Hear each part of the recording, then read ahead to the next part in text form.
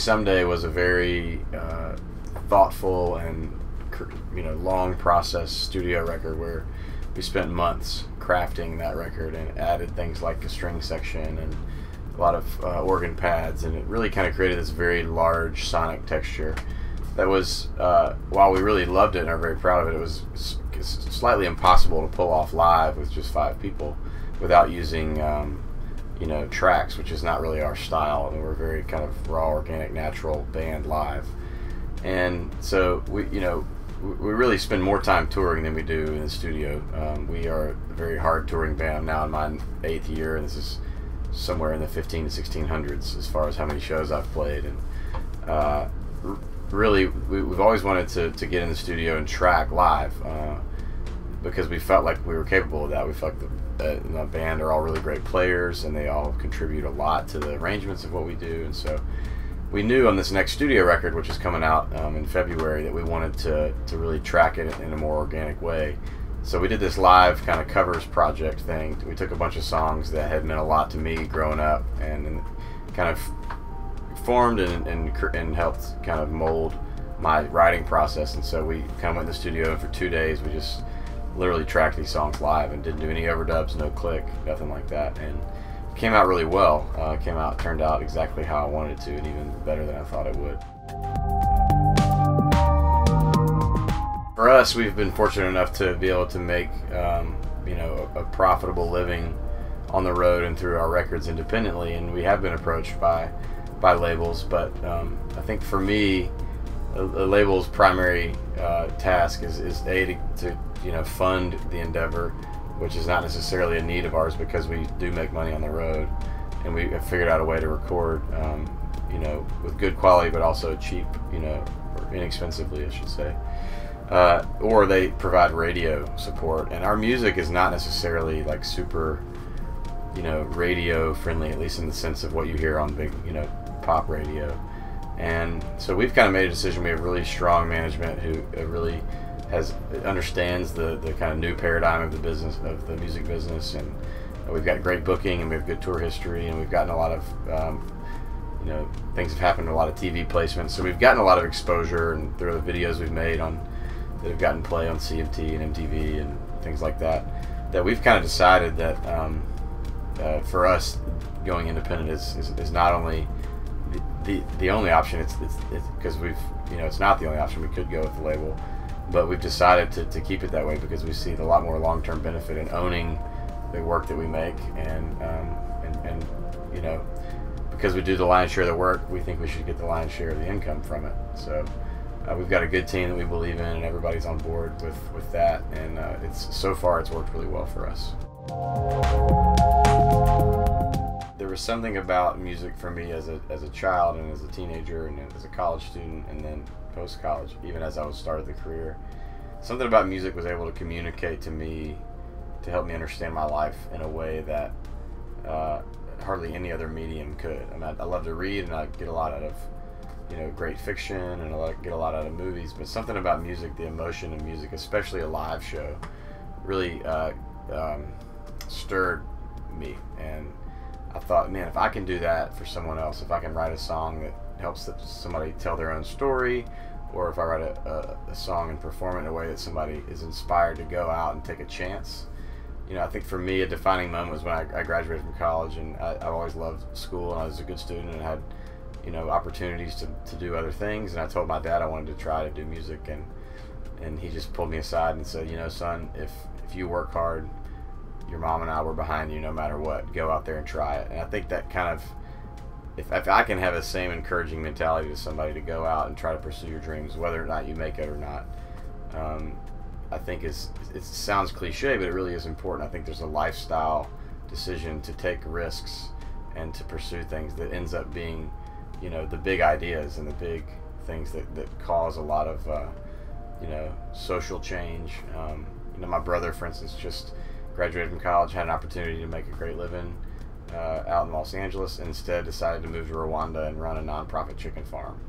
And that kind of decision will influence the way that he does life for a long time. And I think for me, going out on the road when everybody told me I was crazy, and trying to make a living at it was has really defined and changed the way that I see the world. And I think a lot of people have had their stories told partially through our music. I mean, we hear people that have used our songs at funerals and have used our songs at their weddings, and their song, that helps them get through depression, or there's a variety of things that people have given us these great stories, and it's like, wow, this music really has influenced.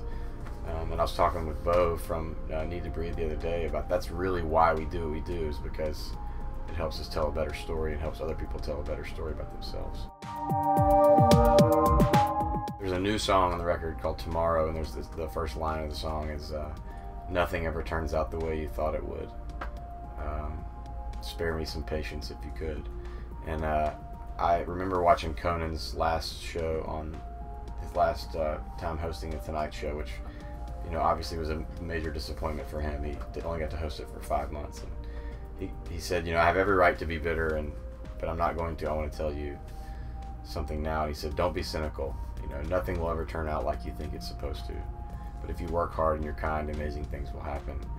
And I think for me, the idea that if people walk away with a better understanding, a more thoughtful understanding of their own life, and also have a really good time, I think that's like the great paradox of music, is that like you can hear one song on a record and it makes you just want to get up and dance, and hang out with your friends and just like totally soak it up, and then the next song can bring up all the things that are all the suffering in your life and help you understand those, and you can be in tears. That is like the great paradox of music, is that it can do both of those things to you. And so I think if people feel something deeply and they understand something more about themselves or their relationships, then I feel like that's an amazing gift to me, and hopefully a gift to them, which I think is there's a great exchange. Springsteen talks a lot about, once you create something and put it out there, the artist doesn't control it anymore, doesn't control people's reaction to it, and that actually music and touring is a conversation between the artist and the fans and the people out there who consume the music. It's a conversation, and if I can just continue to bring something to the table in that conversation, then I would consider it a great success. I think in some ways my music reflects my own journey, in that I've had, I grew up in a very thoughtful Christian environment where, my parents loved me well and exemplified kind of, the life of Christ well in my life. And so I don't relate very much to a lot of current, Christian culture. And so that's one of the reasons I chose not to go that route. I don't play Christian music because I grew up never really listening to Christian music. I listened to more Radiohead and U2 and Dylan and Al Green than I ever did anything on Christian radio. And so for me, I think music is supposed to be veiled. It's supposed to be subtle. It's supposed to be an invitation for people to think for themselves and feel for themselves, and not be told how to think and feel. And so for me, I just try to write music that that I myself would want to engage with. It doesn't tell me what to feel, tell me what to think. It paints a picture, and has empathy, like the writer is able to put themselves in other people's shoes. And I'm not in the business of telling someone else what to believe or think or do. I'm just in the business of observing and trying to be vulnerable and trying to be empathetic, and then hopefully out of that will flow something good for people. I think there's for me, there's like two different kinds of advice. There's the big picture advice, and there's like small pragmatic advice. And on the big picture side, I kind of say the same thing I said about what Conan says. Work really, really hard, and great things will happen to you, but they will not ever be what you think they will be. I always thought that my career would just, you think you're great and you put out this record and you think it should be awesome, and people don't respond to it very well, and then you realize quickly that you're a lot more impressive in your own eyes than anyone else's eyes. And so I think one piece of advice I tell people is you're never as good as you think you are. You have a lot of things that you think, what you think you sound like is not what you actually sound like. And then on the practical side, I would say two things. One, continue to write and write and write and rehearse. If you want to be a singer-songwriter, that is, you should write all the time. You know, this last record I wrote 45 songs for, and we picked 12. First record I recorded the first 5 songs I wrote, and they were, of course, at that level, not very good. And so I thought they were, but you know, that's why it took a while for me to kind of get the momentum that I have now. And then the second piece of advice I have is really practical. Is, you know, a manager, a booking agent, all those things are not going to propel you to whatever you think it is. You've got to get out there yourself and do it. And for every 10 things you try to do, whether it's trying to get the local paper to write about you, or whether it's trying to get a show booked in a town where you think you have some people that might want to come out, or you know, getting a song recorded, etc. For every 10 things you try, if one of them is a success, it's been a really good week. And you should try about 10 different things every week as far as trying to propel yourself forward. And you know, this any artist, it's a mixture of good fortune and hard work. So if you work really hard at it and you don't make it, it doesn't mean you weren't good enough. It just means that for some reason the chips didn't fall in your favor, and that doesn't mean you're a failure. It just means, you know, you gave it your best, and life had something else for you.